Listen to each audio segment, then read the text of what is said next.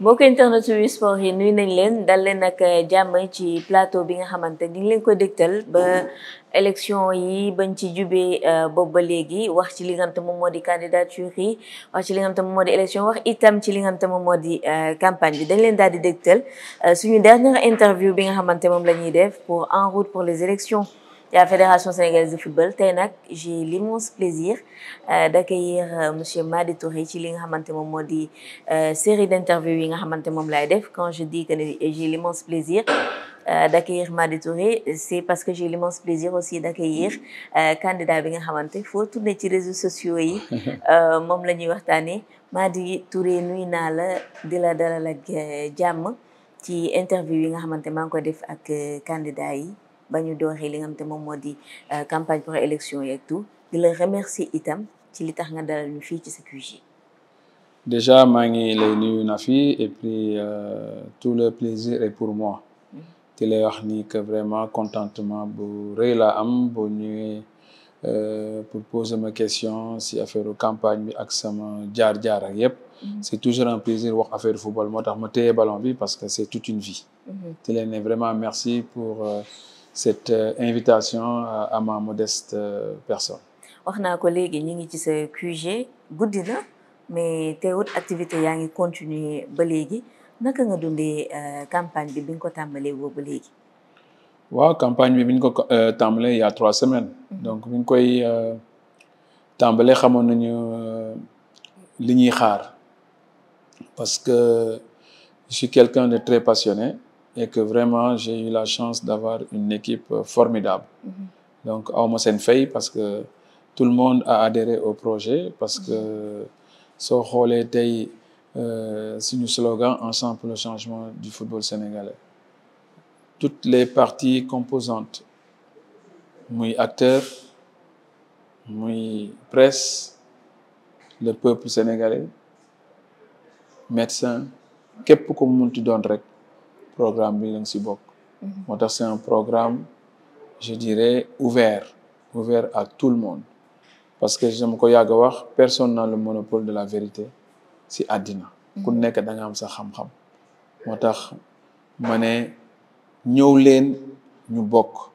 ñëw leen ñu liggéey parce que football dafa dem ba devenir une économie si dëkk te kuy wax léegi football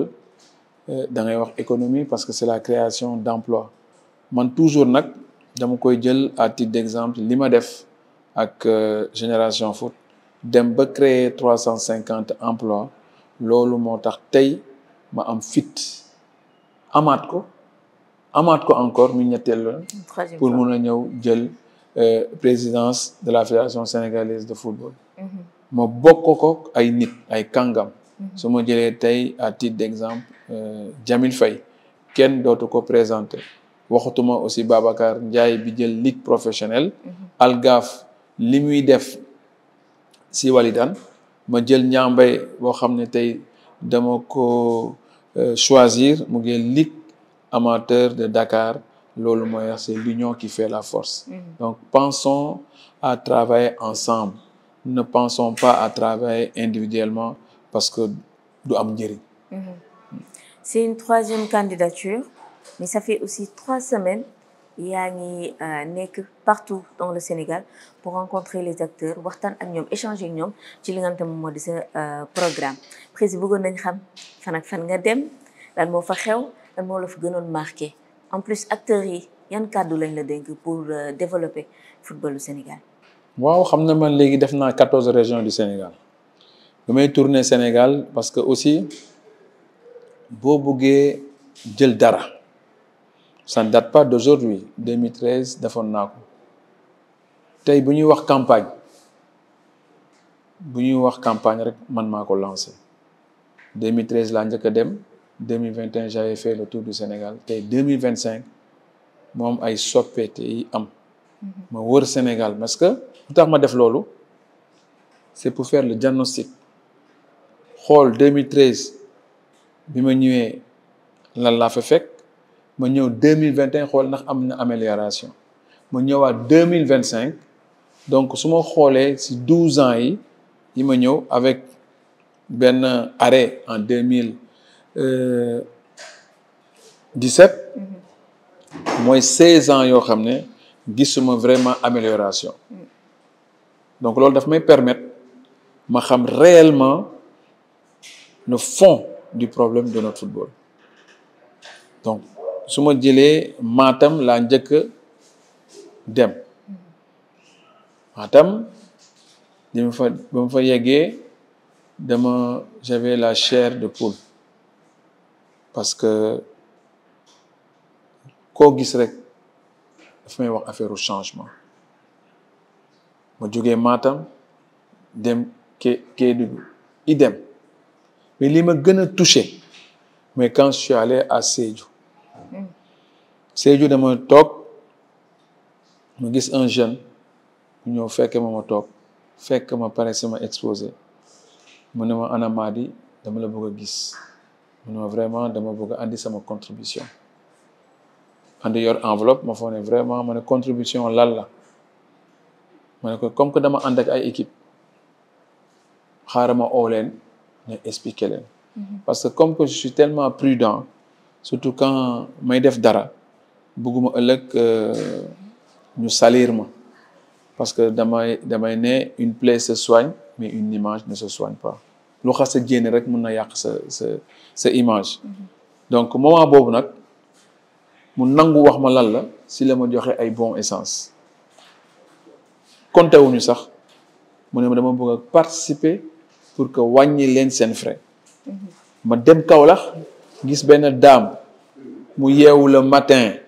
7 heures ba 11 heures ti may xaar mu ne ma parce que dama la bëgg a ñaañal pour na gagner élection yi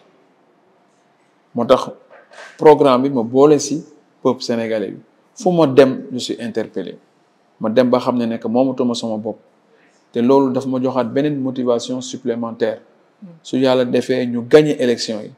lépp loo xam ne waxoon naa ko dinaa ko respecter lépp loo xam ne pour développer sama réew dinaa ko def parce que apporter naa déjà sama contribution sama réew mooy fi ma nekk sama gox bi nekk Déni Biram Ndaw créé naa fa ay emploi parce que looloo ma ñor ku nekk bu fekkee sa domaine da nga fa def dara man yaakaar naa si à cause du football si gox yu bëri dans toutes les régions du Sénégal dina am ay évolution loo xam ne ñëpp dinañ si gis seen bopp mais loolu pour mun ko def il faut que état du Sénégal def si ay jéego xool lan la ñuy jàppale club yi pour qu'on ait un football fort xam naa ne nag ils ont pas que les sports mais li sport mun a andi parce que quand on parle des sports on parle de la santé donc nit bu am wér-gu-yaram bu baax ça veut dire que sa dund day gën a yokk te su bu sa dund yokkee nag da lay permettre aussi que ñu am espoir de développer suñu réew. bëggoon naa xam parce que dama lay déglu saa su nekk ngay wax ni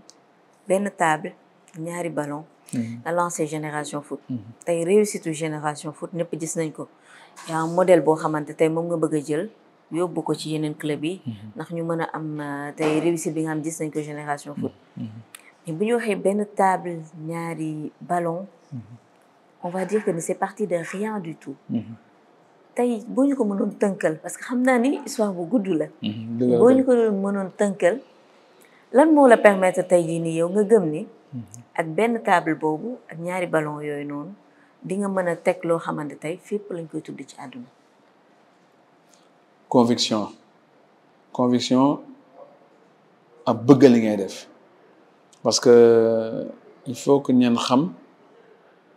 dama commencé sama carrière ci football yàlla def awma woon la chance de devenir un grand joueur parce que blessure laa woon souvent du koy am mais les gens me disent à chaque fois da nga teel a xam li nga bëgg man c'est l'inverse j'ai su très tôt ce que je ne voulais pas être loolu ça m'a donné une force terrible et que tant que maa ngi am la tête froide daf may permettre li ma bëgg a def ma def ko sans complexe parce que bi ma amee blessure bi ma mère n'avait pas assez de moyens parce que entre parenthèses j'ai perdu mon père j'ai pas connu mon père et loolu daf ma forger dans ma vie moo tax dara feesul sama bët ma dem tous les corps de métier dama ko def pour bañ a tàllal sama loxo dama commencé fobeere pour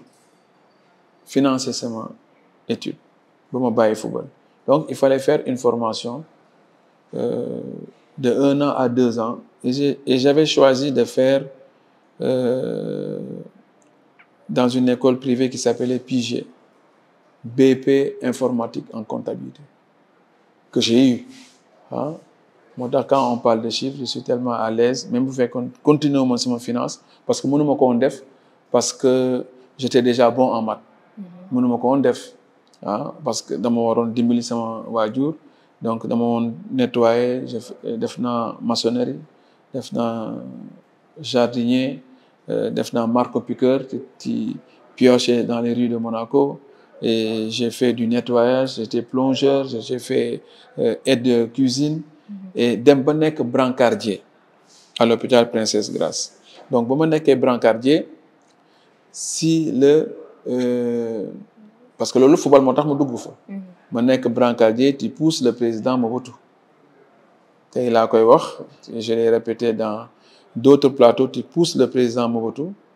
ba yàlla def à un moment donné que sama jabar di wut liggéey ba muy wut liggéey c'est la amee opportunité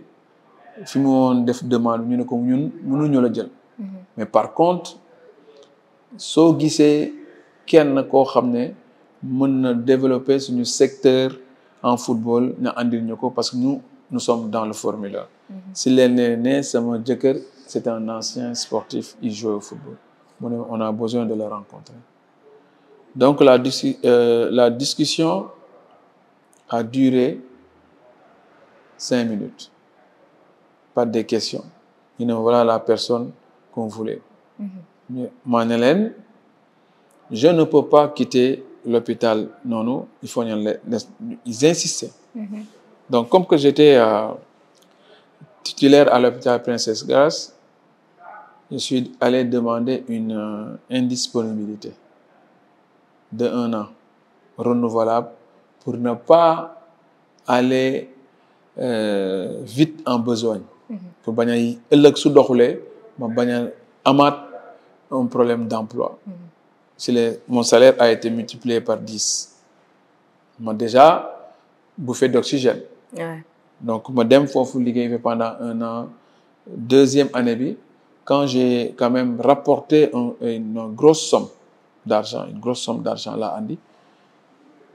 toujours samay ambition ñoo me pousse à être démesuré. c'est la ne man vraiment comme que andi naa somme bi te yàgguma ci boîte bi je voudrais avoir un intéressement voir est-ce que li ngeen ma nar a jox est-ce qu'il y a pas une possibilité que je sois actionnaire. si le directeur bi daaxee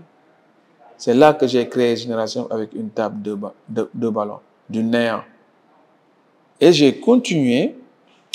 à renouveler mes contrats d'indisponibilité pour ne pas vraiment avoir un regret ëllëg. donc bu ñu demee nag si loolu avec une table de ballon c'est là commencé avec 20 jeunes yooyu c'est là commencé génne ay joueurs comme ay ñoom Babacar parce que avant tout j'étais un sergent recruteur et je voyais la plupart des jeunes qui étaient délaissés dans la nature. donc j'avais tellement mal au cœur de les voir ñu leen di manipuler par des agents. je me suis dit que j'ai pas le droit à l'erreur. Mon devoir aujourd'hui, c'est de pouvoir changer la vie de ces gens-là, pour pouvoir aussi les éduquer, pour pouvoir aussi les montrer la voie de la réussite et wax leen ce qu'un joueur peut faire et un joueur ce qu'il ne doit pas faire. Voilà la réussite des Générations Foot. C'est pour ça que j'ai ce ballon-là. Et ce ballon-là, je l'ai souvent avec moi. Les gens me posent la question pourquoi ce ballon-là? Parce que j'ai dit que c'est toute une vie. Et ce ballon-là, je voudrais vraiment rompre le silence de ces enfants délaissés dans la nature pour pouvoir les donner une éducation. Comme li suñu doomi am. Voilà la raison pour laquelle je suis là aujourd'hui à vouloir être président de la fédération parce que je sais que je peux apporter. Je peux contribuer, mais en éduquant ces jeunes. Au-delà qu'ils soient footballeurs, nous sommes en train de former des hommes. Quand le joueur arrive à Génération Foot, quand il n'y a pas de réussite sportive, forcément, il y a une réussite académique. Oui. Avec un bac bien formé, il y a la formation professionnelle. C'est tout un ensemble que nous avons mis en place pour pouvoir, vraiment aider ces gamins-là. Éradiquer ces problèmes. Par exemple, je me bats jour et nuit pour que xale yi bañ jël gaal bi. J'ai sauvé beaucoup de vies. Tey laa koy wax ay sport. Des jeunes qui m'ont demandé, Prési, est-ce que mën nañu fayal billet ñu dem defi seen test. Moi, il faudra me donner le club. Ñu ne mais ñun mën nañ jël gaal bi. Donc j'ai dissuadé une centaine, je ne compte plus, à ne pas prendre les pirogues. Donc des fois jël naa ay joueurs yoo xam ne aayuñu woon dugal leen les enfants talibés aujourd'hui à Déni Biram Ndaw dama jël benn xale du yalwaan su ma gisee bu yalwaan dama leen woo qui sont logés nourris blanchis maa leen jox añ ndékki reer parce que bëgguma ñu yalwaan li ma bëgg sama doomi men moom laa bëgg doomu jàmbur yi men. Donc ça c'est pas les autres, c'est le cœur qui parle, c'est moi. Le peu que le bon Dieu m'a donné, je dois le partager. Parce que Adina non là. Et je me suis battu pour y arriver. Et j'ai toujours dit, Adina du sprint. Marathon là. Et c'est ce marathon-là qui m'a permis aujourd'hui de créer 350 emplois. C'est donc ça l'histoire derrière Mady Touré, l'histoire derrière Génération Foot. Mu nekk histoire boo xam te c'est rempli de leçons de vie, détermination, persévérance ak abnégation, gëm dara, gëm ni lii moom di nga ci am réussite, nga jàpp ci continuer. Man nag journaliste la dégg naa sax Génération Foot ci site bi mu nekk la waxoon ni fii moom waroo fi tabax dara parce que boo ko fi tabaxee sax du normal, mais parce que danga ko gëm nga samp fa Génération Foot et aussi aider la population qui se trouve là-bas à avoir de l'emploi parce que ba ngay employé aussi ñoom nga njëkk a jël pour ñu ñëw liggéey ci biir Génération Foot. Ça veut dire su ma xalaatee Déni c'est le cœur qui pleure parce que bi may ñëw Déni Biram Ndaw c'était extrêmement difficile. Des sables de dune bi ma ko rasé embauche ñu njëkk a def ay jigéen ñoo ñëw yaakaar pour dimbali seen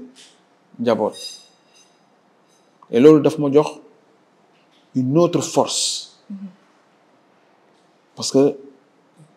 dama woon wax sama biir xol bëgg naa ñii ñu jëriñu si au-delà de Génération Foot. dama woon romb yu jënd pain benn jour dama ñëw ci jënd pain ma gis xott pain or que man je mange du bon pain ma ne il faut que ma ubbil leen boulangerie pour ñuy lekk comme Dakar. Le poste de santé on avait du mal aujourd'hui pour qu'on se soigne dama duggoon foofu benn jour ma gis maternité bi ce jour-là dama jénn j'avais les larmes aux yeux parce que suñu yaay lañu ñooy wasin ma ne leen j'ai pas le droit à l'erreur je ne peux pas investir autant d'argent à Génération Foot ma gis ay perte de vie est-ce que man Mady dama war a xool intérêt personnel intérêt sama famille wala dama war a xool la perte de vie de ces gens-là. Ma ne non. Je prends sur moi de réhabiliter ce poste de santé. Je prends sur moi pour wutal leen benn ambulance. Je prends sur moi pour defar maternité bi. Je prends sur moi pour qu'on ait un plateau médical au moins correct pour que les premiers soins qu'on puisse le faire à Déni avant de les acheminer à Dakar. Loolu laa def. Quand je passe où je vois il y avait pas d'eau ma dem si puits bi loolu laa def donc xaaruma si pour toog si télé yi pour wax ni way def naa lii parce que je me suis dit naa xaar fayu yàlla je ne cherche pas à que ñu may glorifier di wax Madi tu es le plus gentil Madi laa def ku ko wax santuma la ko lépp loo xam ne def naa ko sama àddina rek je l'ai fait sama cœur moo ko def sans arrière-pensée donc aujourd'hui kenn gëmuloon ni que ne Génération Foot loolu mun na fa am loolu mooy conviction parce que dama fekk lu xam ne dara amu fa ma ñëw tabax ko def fa terrain de football jënnee fi ay champion Sénégal jëriñoo suñu donc loolu c'est une fierté parce que dafa bokkoon sama plan ne maa ngi créer Génération Foot avec une table 2 ballons mais j'étais convaincu day am parce que su ma amuloon conviction boobu dama ko def parce que les gens avec qui on avait la chance de travailler ensemble gëmuñu ko woon jusqu'à Ramayad notre Ramayad je dirais international parce que à cette époque-là moo nekkoon ministre des Sports en France man comme que c'était une Sénégalaise ma dem wax ko c'est que mais elle avait fait le nécessaire elle avait donné les instructions à l'ambassade de France de venir nous visiter de venir faire le diagnostic pour pouvoir voir comme ban créneau la naroon malheureusement ça a été négatif parce que j'ai été traité de prétentieux en disant que Monsieur Touré comme nag tubaab bi li ñu yàgg a wax vous êtes vraiment prétentieux mais moi je vous le dis en face c'est pas Ramayad hein, c'est le directeur technique de Yamar je vous le dis en face vous ne pouvez pas réaliser ce que vous venez de dire vous êtes trop prétentieux excusez-moi nag j'espère que je vous ai pas fait mal j'ai rigolé ma ne ko on se reverra dans quelques années et vous vous êtes revus? Non mais j'en parle chaque fois à l'ambassade de France parce que après yëfu yàlla moo doy waar gëm-gëm boo ko amee sa àddina sama gëm-gëm laa bëgg a transmettre la jeunesse sénégalaise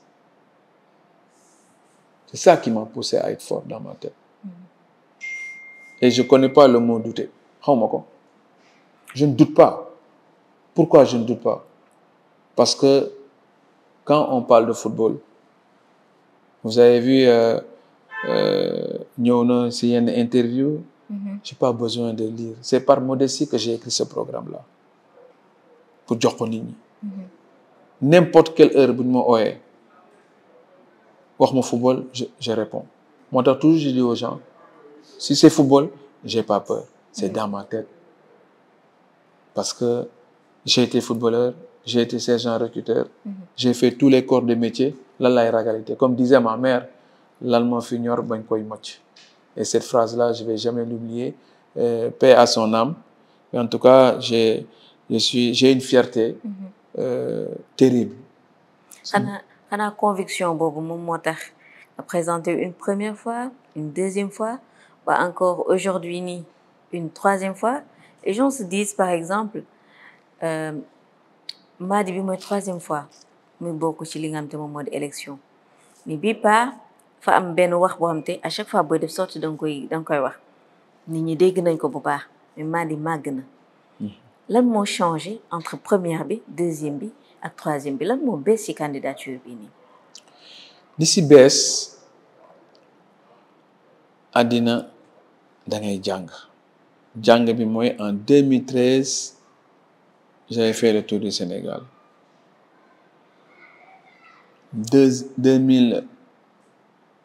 2021 j'avais fait le tour du Sénégal où j'avais refusé le manko dama refuser le manko parce que liñ ma tegal c'était pas convaincant bañu ma woon mais je me suis dit ce système-là mënuma fa dugg. mais lan lañ la tegaloon loo xamante convaincre non dañ ma tegal comme quoi que ni ñëwal rejoindre ma et candidats yi am yépp kenn tegu ci programme donc dañu néewal li ma bind parce que je me suis sacrifié pour bind j'avais un programme sur la table donc bañ may waxuñu ma tegal sa programme or que la discussion bañ koy def on avait dit ñool ñu waxtaan ku nekk teg sa programme et comme qu'il y avait pas de programme man duma manquer respect nit mais bëgg naa ñu dellool ma ko bu ma gisee nag vraiment leerul sama bopp je me suis dit du ma dugg ci manko bi parce que bu ñu ma tegaloon loo xam ne c'était convaincant ne ma lii la ñuy def de su ma gisee programme nekk na daa leen je suis en phase avec vous et en 2025 je suis toujours dans ma logique continuer parce que gis naa ni amul amélioration malgré on a gagné des titres mais titre boobu ñu gagné man dama ci bokk la formation boo xoolee photo yi man la 80% de toutes les équipes nationales GF a contribué ma gis des jeux de chaises jamais on parle de programme on parle qu'à titre personnel je me suis dit lii fan la ñu jëm et puis li ma gën a poussé moi je vois que nous sommes pas en norme de la FIFA les textes donc nous devons faire un changement profond si nous voulons pérenniser notre football dafa am ay processus que nous devons mettre en place j'ai dit ensemble pour le changement du football sénégalais ensemble que nous devons travailler pour sauver beaucoup de vies oui. Pour le faire nag dafa am jaar-jaar bi ñuy def mënoo jógee sur le plan A dem plan Y da ngay def étape par étape lii def naa ko année bi deuxième année bi lii laay def ainsi de suite avec une feuille de route nit loo am xam-xam da nga war a am benn dispositif booy teg en place en le faisant clairement avec beaucoup d'études et que tu sois entouré par des kàngam moo tax màgg maadi bi nag mooy que j'ai réfléchir naa ba xool lan laa def en 2013 lan laa def en 2021 et lan la ñu war a def en 2025 c'est loolu moo tax ma dem jëli ay ñoom Jamil Faye moo tax ma dem jëli ay ñoom Babacar Faye Babacar Ndiaye jël Mathieu jël aujourd'hui Algaf et puis jël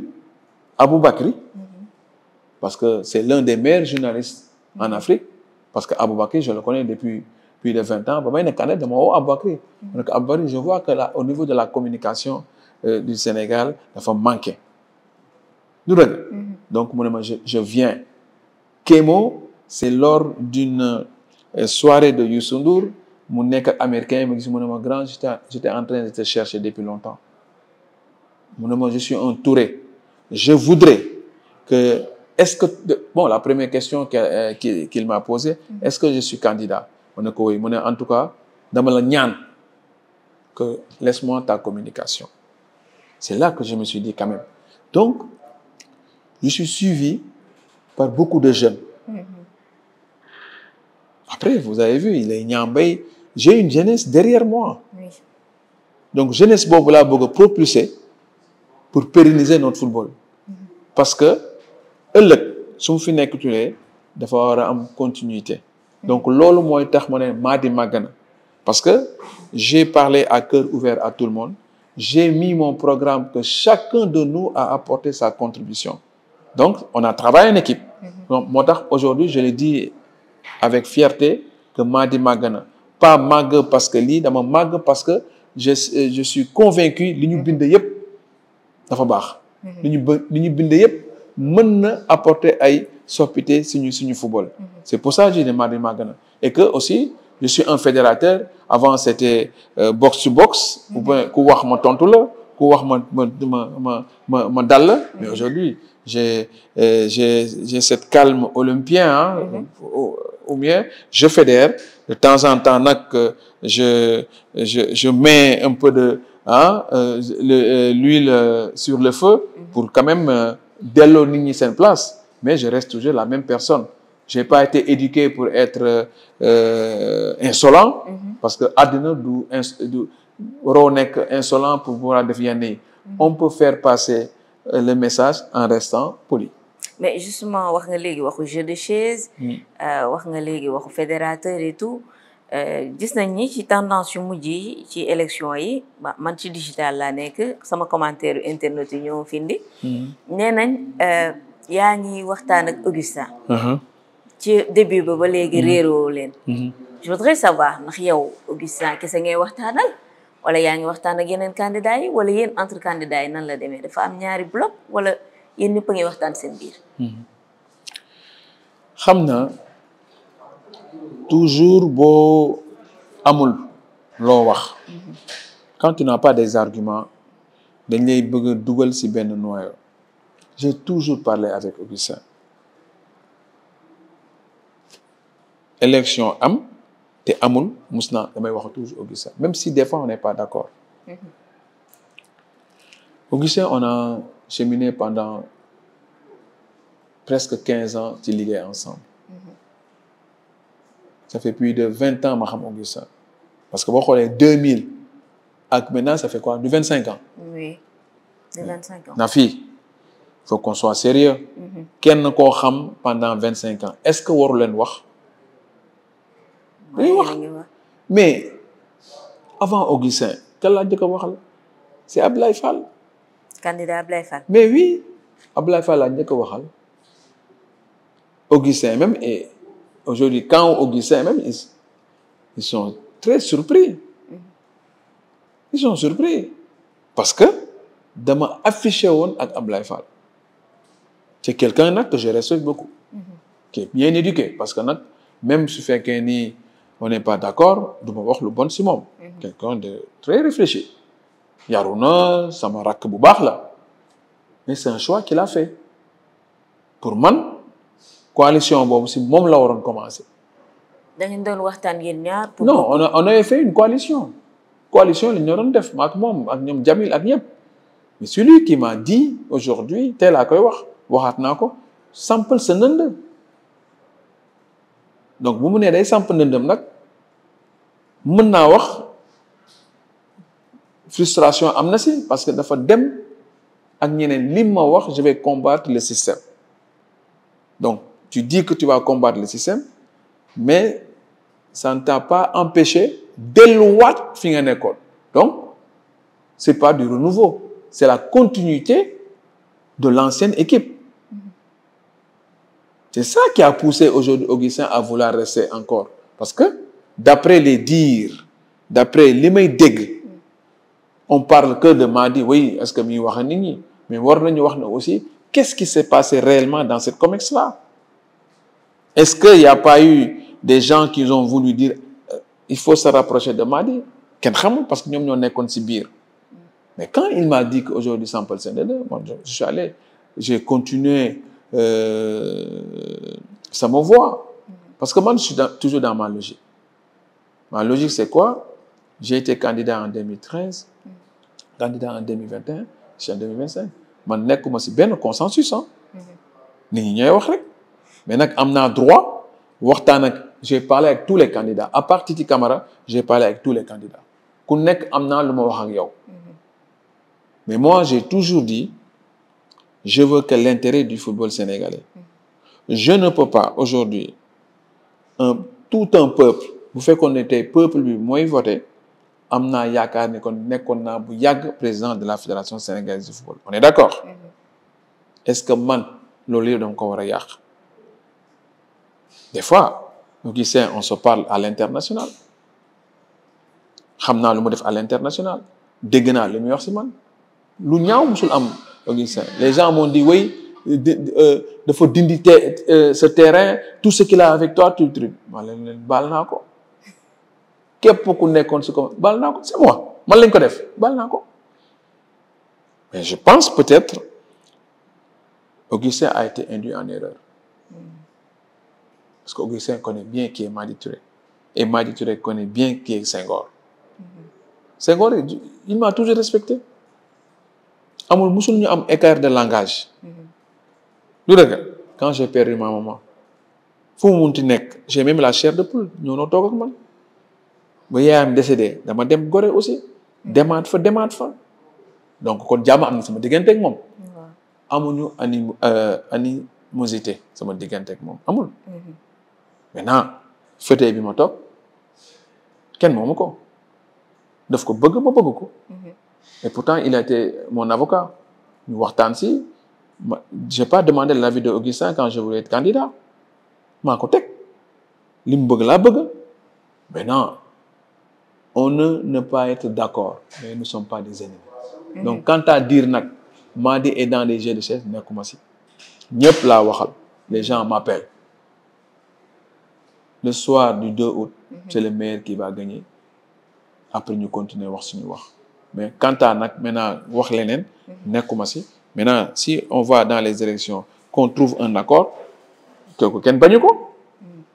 mais accord bi yaa jiitu wala day am keneen kuy jiitu. jiitu yàlla ko xam. aujourd'hui on n'est pas dans un accord pour dire moom mu jiitu ou pas. tout va se déterminer sur les élections. le 2. du dëgg le 2 bu ñëwee lii ñëw boobu ni ko et ce sera dans la salle. yàggatul suba incha allah la à partir de demain. samedi bi ñu si duggee incha allah on saura qui va être le président de la fédération sénégalaise de football. mais en tout cas xam leen ni que li ñuy waroon wax nii yëpp kenn laa ko commencé woon. mooy Ablaye Fall. j'avais la conviction maak moom parce que quand même ku la invité këram neen toog koo xam ne da ngeen dem màkk yaa leen ànd dem sànni jamara yaa leen bokkoon si tente bon sang quand même vraiment waruñu woon tollu fii et puis c'est une déception pour moi parce que j'aime bien les gens yi sàmm seen kàddu c'est ça qui fait la force de Madi lu ma wax suba suñ ko waxaat dinaa ko waxaat ma parole elle est plus importante que ma signature. moo tax je préfère passer l'éponge mais je te le dis baal naa ko xol bu sedd guy. D'accord. Voilà. On va tourner cette page et parler des résultats de la coalition Madi. A gagné Ligue de Dakar. Niang Mbaye moom mooy président. Ligue Pro Babacar Ndiaye moom moo gagné. nee nañ 2 sur 4 la mais man j'ai été étonnée par exemple de voir que ni amoo woon candidat boobu te mettre nga ko en avant ci li nga xam te moom moo di ligue amateur donte da ngaa jël décision bu majeure pour ligue boobu noonu que incha allah bëggoon nga premier poste de vice-président bi ñu jël ko jox ko football amateur. Pourquoi ce choix et est-ce que résultat yi nga xamante enregistré na ko instant bi jox na la confiance bi war pour élection yi suba incha allah. confiance moom nee naa la sànq xaw ma luy moo douté. confiance moom je l'ai toujours eu. confiance moom a andi fii tey confiance loolu moom ne t'inquiète même pas coalition bi ma nekk c'est la jeunesse qui a gagné j'ai misé et nous avons gagné. Niang Mbaye c'est l'avenir du football sénégalais on est d'accord. Aujourd'hui il a toutes les qualités et toutes les compétences pour devenir un jour le président de la Fédération sénégalaise de football. Vu ce qu'il a fait avec AGEL. Babacar Ndiaye kenn dootu ko présenter c'est un technocrate. xale la mais bopp bi fees na moo tax ma ànd ak ñoom. waxatuma nag sama xarit sama doomu ndey Jamil Faye. kooku moom buñ ko si boolee encore c'est une équipe gagnante. je rappelle que ma waxaale ko sax moom ci réseaux sociaux yi ñu ngi koy woowee séeréer bi. séeréer bi waaw mais séeréer la moom séeréer la boo xam ne c'est séeréer bu intelligent la. nee na mooy tête pensante bi. c'est la tête pensante on se complète. c'est une tête pensante il faut ñu nangul ko li mu mel parce que c'est l'occasion de le ko jukkal parce que ña yor liggéeyu jàmbur plus de 10 000 kilomètres. ñu lay fay ña bàyyi liggéey jàmbur ñëw pour jàppale ma aw ma fayam ñun ñëpp amuñu fayam Jamil était légitime aussi pour être président de la LFA wala président de la Fédération sénégalaise de football kenn ëpp ko xam-xam ce qu'il a fait au JO boo demee dëkku yeneen dëkk yi Jamil est connu JO bi boo fi demee Jamil est connu Jamil c'est un homme intègre et il est fier d'être sénégalais. Donc tout ce qu'il a fait à l'international, je l'ai poussé à revenir chez lui. Nee naa ko ñëwal Donc, quand il a refusé de ne pas être candidat à la LFA, ça a été une discussion franche et il m'a répondu honnêtement. De cela, je lui ai dit, Djamil, je l'accepte. Et il m'a donné la certitude d'être à mes côtés. Li ko ñor mooy ñu développer suñu football.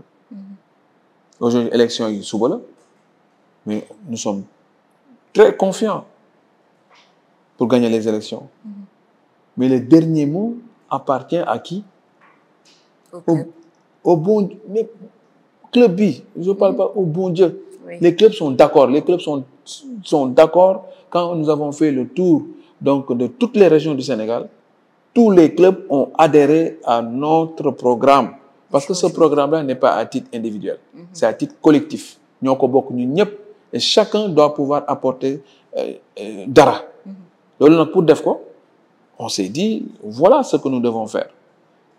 Mais l'élection, nous sommes tous bismillahir rahmanir rahim, nous sommes alhamdulillahi rabbil alamin. En tout cas, ce que je peux dire, nous avons vraiment bien travaillé. Il y a une ici qui QG. Là, on doit aller se coucher pour pouvoir être en forme demain. Mais ce que je peux vous assurer, nous sommes très, très confiants. En tout cas, nous n'aurons pas de regrets. Si nous gagnons les élections, nous l'avons mérité. Si nous ne gagnons pas les élections, ça veut dire que c'est la décision divine. Nous avons bien travaillé. Donc, l'un et l'autre, aujourd'hui, nous pouvons être que satisfaits de ce que nous avons fait. Remercier tout le monde, toutes les personnes de près et de loin qui nous ont soutenus, qui ont cru à notre programme. C'est ça qui est important. En tout cas, c'est un programme qui est réaliste et réalisable. Président, il y a une question, moi, mais dans la lache, femme ben débat bo xamté je ne sais pas nak rendre nga ci compte créer nga ko polémique la instant bi ni ñepp ng koy waxtané moy ci sa programme changement da nga bay ba njeexitalu campagne bi nga ni jot na tay ji ni ñepp ñu bëgg duggal seen loxo ci football bi ñu da def déclaration de patrimoine wané li ñu am ba paré doga dugg ci football bi li ñepp ng koy waxtané parce que ñepp dañu sétlu ni football dafa nek lo xamté da fay attirer légui de plus en plus de monde lu gis nañ que ni poste yi ay candidature yu dul jeex la té lan motax nga taxaw nga ni transparence tay dafa wara am ci candidat yi bëgg dugg wala acteurs yi nga xam té bëgg nañ dugg ci développement football. Nafi daf may question bi ma laaj daf ma neex. Dans notre programme dañu transparence totale. So waxé transparence totale li ñuy foone ñëpp lañu foone affaire xaalis la man su ma nee transparence mooy li ma nar a def ñëpp xam la laa war a def mais dama koy commencer si man ma déclaration de patrimoine je dois le faire dama ko war a def ko pour sénégalais yi xam li may bañ tey yàlla may na ma teranga mais ëllëg wax naa ko waxaat ko ma dawal fii ma ay Porsche gis samay doom di def ñu ne qui au bout de 2 mois 3 mois jël na fédération gis nañu lii la pour mu bañ am ambiguïté pour mu bañ am ay soupçons pour que xale yi dal man demain je déclare ma patrimoine képp et puis je vais le mettre dans les textes déclaration de patrimoine képp ku war a jël ci football bi da ngay déclarer sa patrimoine ëllëg buñ la gisee ñaam benn train de vie boo xam ne duul noonu tu dois pouvoir le justifier. Je voudrais aujourd'hui, parce que le premier partenaire, c'est l'État du Sénégal. Et je voudrais que l'État, les sponsoring, la FIFA, on a parlé sur le point 6, l'accord quadripartite. Fédération, collectivité locale,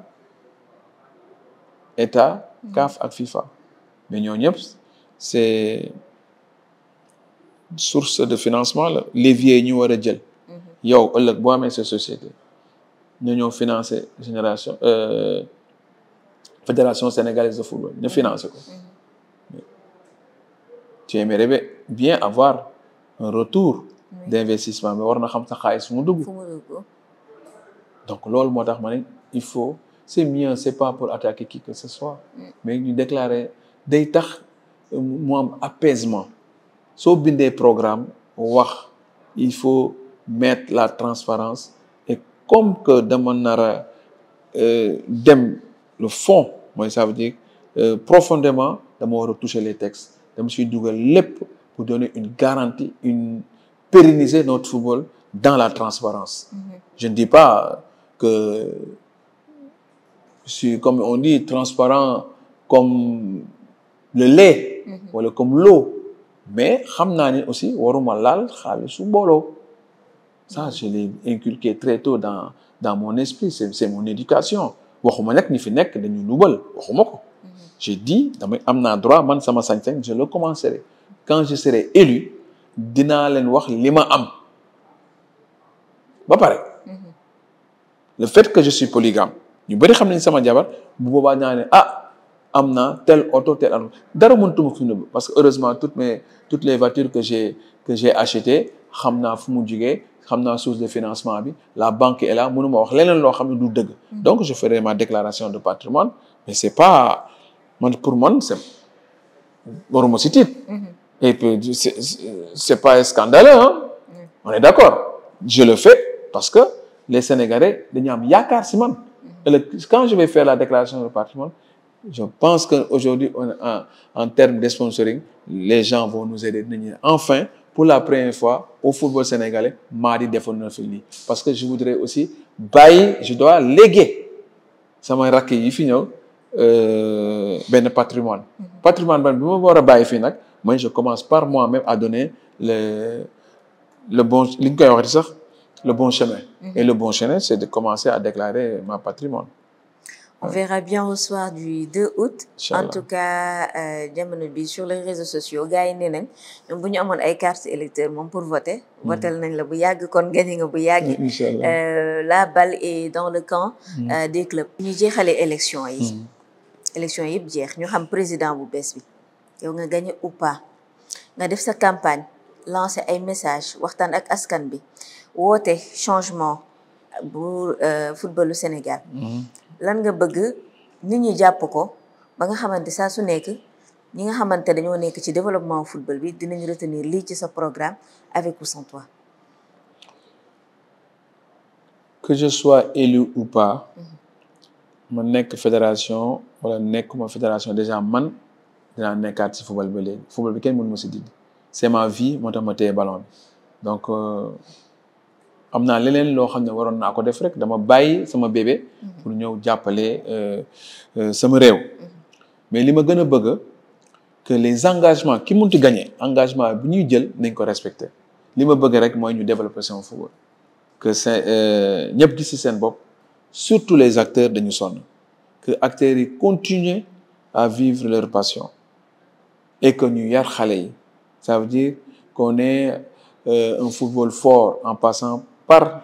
le sport pour pouvoir éduquer ces enfants éviter xale yi di jël gaal yi éviter xale yi di def affaire délinquance éviter xale yi di yalwaan loolu laa bëgg kii jël football bi aussi mu jël sama programme aussi que autoriser naa ko mu jël sama programme bu soxlee ma ñëw pour wax que sama programme lan lañ ko mën a utiliser pour que xale yi mën si jëriñoo je serai preneur donc loolu j'autorise le futur président de la fédération su fekkee man la le problème ne se posera pas su fekkul man la je l'autorise à utiliser mon programme pour l'intérêt du football sénégalais mais avec la transparence ki koy jël nag bu ñëwee bëgg naa aussi mu def déclaration de patrimoine pour que ëllëg mu bañ a am confusion loolu bëgg naa ko. Ady Touré jaajëfal naa la kontaan loolu ci li ñu dalal fii ci sa QG ak waxtaan bu yaatu bi nga xam te waxtaan nga ko ak ñun permettre ñu xam la yow en tant que personne kan mooy Mady Touré lan mooy histoire am histoire derrière Génération Foot mais aussi histoire derrière la coalition Mady Touré bi may wax jamono gi Ligue de Dakar jël ngeen ko Ligue sénégalaise de football professionnel jël ngeen ko mu des macha allah macha allah mu des li nga xamante kon moom mooy présidence fédération bi ak commission féminine bi présidence commission féminine bi avec Amina Dieng je pense que ni loolu moom moo ci des incha allah le soir du 2 août dinañ xam ndax da ngeen di def razzia wala lan lay doon ma bàyyi la sa dernier kàddu nga tàggatoo internet wi sport yi. yàlla na sa jéemin am barke. amiin. voilà boo julee ñaan na ko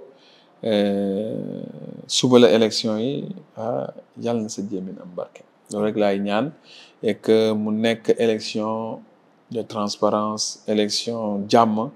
ñu dugg si bismillahi rahmaani rahim génn si alhamdulillahi rabil alamin yàlla def si jàmm que le meilleur gagne.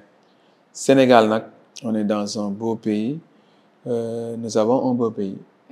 li may bëgg rek mooy que nit ñëpp am lu ñuy dundalee seen njaboot am boobu nag tey bu ma yàlla laajoon noo bëggee Sénégal dox dama ne bëgguma kenn tàllal loxoom parce que pauvreté bi il faut ñu wàññi ko ballon bi nag moom lay teg sama biir xol ce ballon là est là pour rompre le silence. En tout cas, remercier-le de m'avoir choisi ñu déplacé wu ba ñëw suñu QG tey xool suñu programme amuñu sa fay. Et je suis fier d'être Sénégalais très très fier dama bëgg sama réew et li sama réew jaral ma amul prix. En tout cas merci à tout le monde ñu ñaan incha allah suba ñu dégg. Alhamdulillah si élection yi et enfin dinañu mën a dérouler suñu programme pour pouvoir apporter notre contribution collective. Merci Nafi. Merci beaucoup Mary Touré moo nekkoon sama dernier invité ci série d'interviews yi nga xam te maa ngi ko doon def